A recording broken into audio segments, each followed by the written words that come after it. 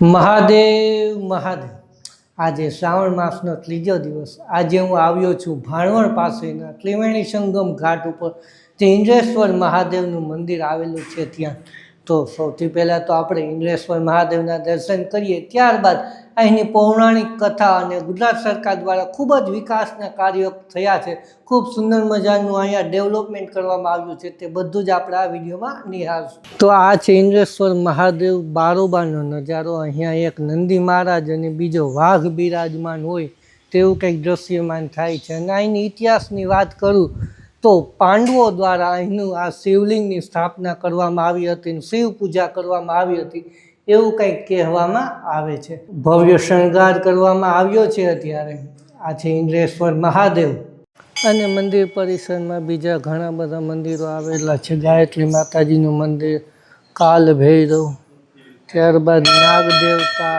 બીજા ઘણા બધા મંદિરો છે ત્યાં પરિસરમાં આવેલા છે. આને ત્રિવેણી સંગમ કહેવામાં આવે છે. અહીંયા ત્રણ નદીઓનો સંગમ થાય, વર્તુ અને ફાલ્ગુ નદી બંને સાઈડથી આવતી હોય તેવું તમે જોઈ શકો છો. તો આ બંને નદીઓનો અહીંયા સંગમ સ્થાન છે, તેથી જ અહીંયા ત્રિવેણી સંગમ પણ કહેવામાં આવે છે. અને ગુજરાત સરકાર દ્વારા ખૂબ જ અહીંયા ડેવલપમેન્ટ કરવામાં આવ્યું છે. આજે તમે ઘાટ જોઈ રહ્યા છો, આરતી ઘાટ છે, તે અલગ અલગ બધા જ ઘાટો છે તે અહીંયા નવા બનાવવામાં આવ્યા છે. પહેલાં આવું કંઈ હતું નહીં, પણ ખૂબ સુંદર મજાની વ્યવસ્થા કરવામાં આવી છે. આ તમે ડ્રોનનો અત્યારે દ્રશ્ય જોઈ રહ્યા છો, કેવું આખું ત્રિવેણી સંગમ દેખાય છે તે.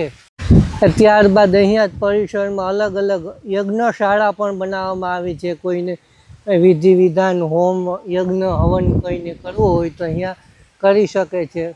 ઘણા બધા ઝાડવા અને ત્યારબાદ શિવ મૂર્તિની પણ પ્રતિષ્ઠા કરવામાં આવી છે. તો આપણે શિવ મૂર્તિ જોવા જઈએ.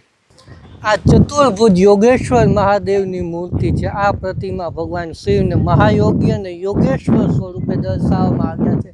પદ્માસન સમાન ધ્યાન મુદ્રામાં બિરાજમાન તેમનું શાંત અને સ્થિર સ્વરૂપ આત્મસંયમ, સમાધિ, આંતરિક શાંતિ તથા ઇન્દ્રિયો પર સંપૂર્ણ નિયંત્રણનું પ્રતીક છે. ભગવાન શિવના 4 હાથ તેમની અલૌકિક અને સર્વવ્યાપી શક્તિ દર્શાવે છે. આગળના બંને હાથ ધ્યાન મુદ્રામાં હોવાથી અંતર્મુક્તા અને ચિત્તની સ્થિરતા વ્યક્ત કરે છે, જ્યારે પાછળના હાથમાં તેમની વિશ્વના સંચાલન, રક્ષણ અને પરિવર્તનની દિવ્ય શક્તિનું પ્રતિનિધિત્વ કરે છે.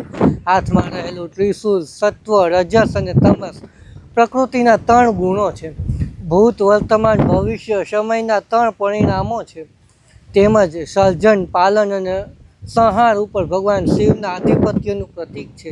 મસ્તક પરનું ત્રીજું નેત્ર આધ્યાત્મિક જ્ઞાન, સત્ય દ્રષ્ટિ અને અજ્ઞાનના નાશ સૂચક છે.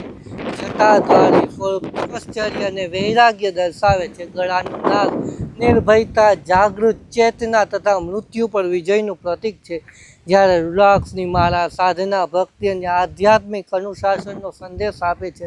આ સમગ્ર સ્વરૂપ શીખવે છે કે સાચી ભક્તિ બાહ્ય આડંબરથી નહીં પરંતુ આંતરિક શાંતિ, આત્મસંયમ અને જ્ઞાનથી પ્રાપ્ત થાય છે.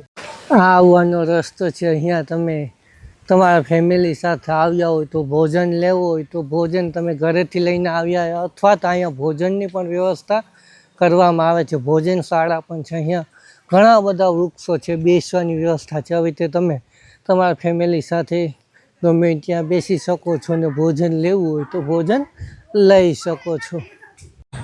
અહીંયા આવવાનો મુખ્ય પ્રવેશ દ્વાર છે અને અહીંયા તમે તમારું મોટરસાઇકલ છે, ગાડી છે, રિક્ષા, કોઈ પણ વસ્તુ પાર્કિંગની સુવિધા પણ અહીંયા જ આપવામાં આવે છે. ત્યારબાદ મંદિરમાં શું શું છે, કઈ રીતે ક્યાં આવેલું છે તેનું સંપૂર્ણ માહિતી અહીંયા આપેલ છે.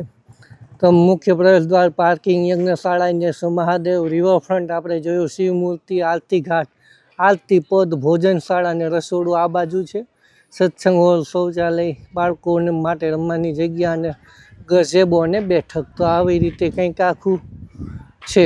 તો ચાલો આપણે જે બાકી છે તે જોઈ લઈએ.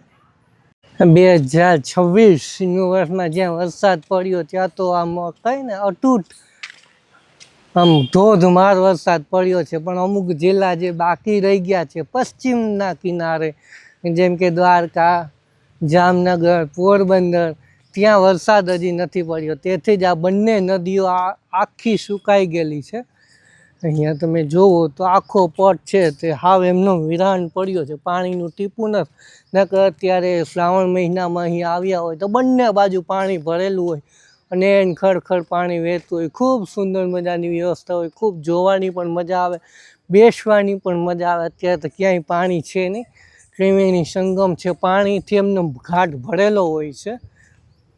તો અહીંયા બાળકોને રમવાની ખૂબ મજા આવે એવી લસરપટ્ટી છે, હિંચકા છે, ઉઠક બેઠક છે, ઘણી બધી વસ્તુ, ટ્રેકિંગ કરી શકે, ઉપર ચડવાનું છે, ગોળ ફરે એવું ઘણી બધી અલગ અલગ વસ્તુઓ રાખવામાં આવી છે. ફ્લોરિંગ પણ કલરનું કરવામાં આવ્યું છે કે બાળકોને ખૂબ મજા આવે. ત્યારબાદ બીજી પણ અલગ અલગ એડવેન્ચર એક્ટિવિટી ટાઈપ લસરપટ્ટી અલગ અલગ રાખવામાં આવી છે. અહીંયા ઝૂલા પણ છે. તો આ ભોજનશાળા અને બીજી બધી વસ્તુ છે તે આ બાજુ આવેલી છે. તો આખું આવું કંઈક ઇન્દ્રેશ્વર મહાદેવ, આવ્યા હોય તો ખૂબ મજા આવે ફેમિલી સાથે. આમ અડધો દિવસ ક્યાં પસાર થઈ જાય ખબર ન પડે.